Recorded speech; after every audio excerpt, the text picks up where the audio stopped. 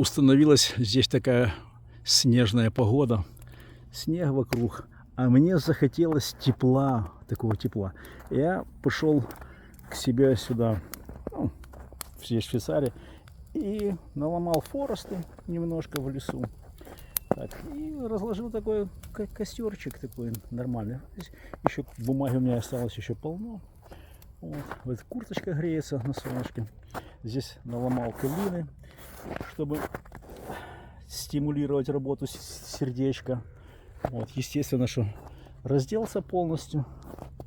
Вот, потому что хоть на улице и зима, и мороз, но жарко возле костра.